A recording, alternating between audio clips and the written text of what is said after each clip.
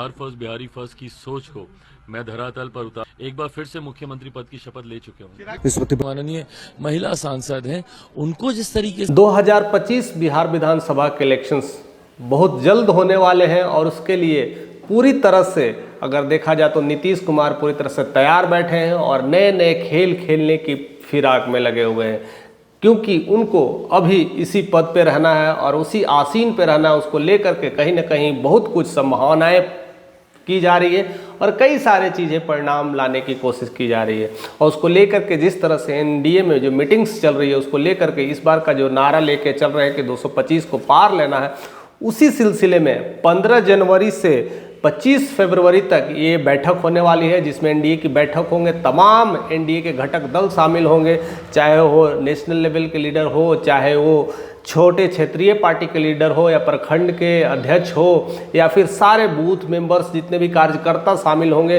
करीब करीब सारे मिल करके मीटिंग करेंगे। और उस मीटिंग का मुख्य उद्देश्य यही होगा कि इस बार 225 प्लस कैसे लाया जाए, उसको लेकर के पूरी तरह से तैयारी की जा रही है।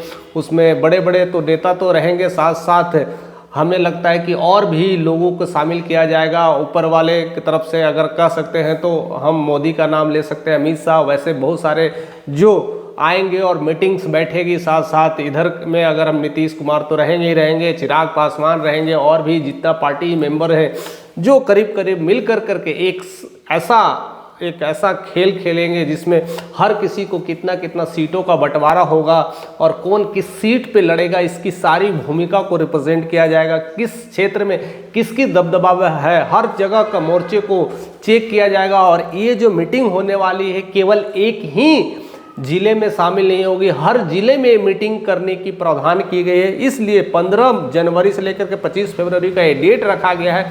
कुल मिलाकर के देखा जाए तो 1 महीने प्लस रखा गया है, यानी अगर देखा जाए तो हर जिले की मुहिम तैयारी हो रही है। 38 जिला है तो 38 दिन तो देना ही पड़ेगा और 38 जगह घूमेंगे तो हर जिलों का अनुभव होते जाएगा कि इस जिला में क्या क्या कमियां है, उस जिले में क्या क्या कमियां है। और उसको लेकर के जितने भी प्रदेश अध्यक्ष होंगे, छोटे छोटे जो प्रखंड के मेंबर होंगे और भी जो जमीनी स्तर पे जुड़ी कार्यकर्ता होंगी, वो सारे अपने फीडबैक लाएंगे और बताएंगे कि यहाँ पर किस चीज़ का दबदबा है, यहाँ पर कौन सी पार्टियाँ ज़्यादा मजबूत है, यहाँ के लोग किसको ज़्यादा समर्थन करते हैं। अगर इसको उखाड़ना है तो इसके टक्कर में कौन सा लीडर लाना होगा, चाहे वो बीजेपी के तरफ से हो सकता है, चाहे वो जेडीयू की तरफ से हो सकता है या चिराग पासवान के तरफ से पार्टी मेंबर्स से कोई खड़ा हो सकता है। ऐसे तमाम भूमिका बनाया जाएगा, यानी पूरी तरफ से घेरने की कोशिश की जा रही है। क्योंकि पिछली बार जो 2020 का जो इलेक्शन हुआ था उसमें काफ़ी कुछ रिजल्ट आए थे, उसको रिजल्ट को देख करके नीतीश कुमार काफ़ी सजग हो चुके हैं। क्योंकि पिछले बार जो लाए थे 125 सीट लाए थे वो भी गठबंधन में, लेकिन अगर दूसरी जो एनडीए का जो इंडिया का जो था वो गठबंधन में उन्होंने 110 सीट लाए थे। अगर एक तरफा अगर हम बात करें तो वो तेजस्वी यादव है जो अपने ही दमखम के मदद से सबसे बड़े पार्टी के रूप में बिहार में उभरा था, लेकिन वो कुछ कर नहीं पाए। क्योंकि जो इंडिया का गठबंधन में अगर सीटों का अगर जोड़ा जाए तो मात्र 110 पे ही रुक जाती थी, इसलिए वो कांटा कहीं ना कहीं हट गया है। लेकिन नीतीश के ऊपर कांटा वो चुभ गया है, क्योंकि वो लग रहा है कि अगर हम क्षेत्रीय में भी अपनी पार्टी में अगर इतना बड़ा नहीं कर पाए तो कहीं ना कहीं मामला अब निकल जाएगा हाथ से। इसलिए पूरी प्लानिंग में है, क्योंकि उन्होंने करीब करीब 45 ही विधायक उनके जीते थे और देखा जाए तो तेजस्वी यादव के 70 विधायक जीत गए थे, यानी बहुत डिफरेंस था। और जिस तरह से एक तेजस्वी यादव क्षेत्रीय पार्टी के रूप में बहुत तेजी से निकल रहे थे, वो नीतीश को चुभ रहा है और उसमें पूरी तरह से पकड़ है। उस समय कोरोना की स्थितियां थी, बहुत कुछ चीज़ें हो रही थी, उस समय बहुत कुछ माहौल अलग था, एक देश का माहौल अलग था, उसमें बिहार का माहौल अलग था, उसमें पलायन की भी बातें थी, कई लोग बीमारी से ग्रस्त थे, कई लोग मर रहे थे। उसको लेकर के बहुत सारे लोग उम्मीदें जता रहे थे, कुछ बदलाव चाह रहे थे और उसमें नई चेहरे की तलाश में थे और एक युवा चेहरे की तलाश में थे। इसलिए सबसे ज़्यादा जो समर्थन मिला था तेजस्वी यादव को मिला था।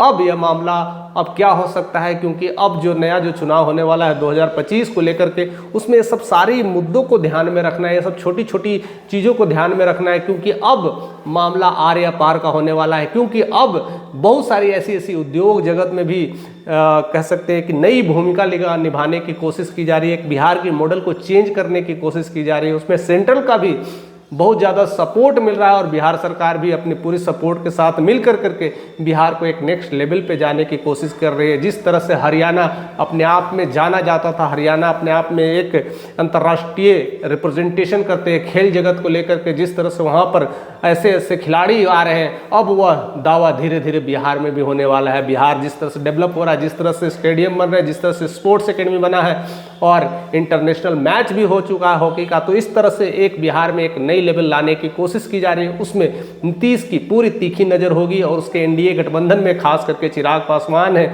उन दोनों मिल करके और बीजेपी के जो पार्टी मिल करके एक बहुत बड़ा खेल खेलने वाले हैं, जो कि 2025 में नए साल में 15 जनवरी से उसकी शुरुआत हो जाएगी, उसकी बैठकें शुरू हो जाएगी और हर जिले में होगा।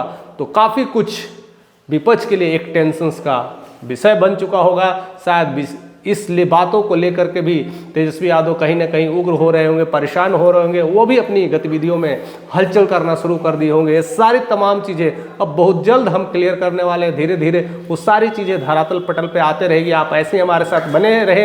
अगर चैनल पे नए हैं तो जरूर से जरूर सब्सक्राइब करें। अपने दिल में जो भी बातें हैं उसको आप बयान करते रहें, कमेंट करते रहें, हमारे साथ शेयर करते रहें और ऐसे ही आप बने रहें।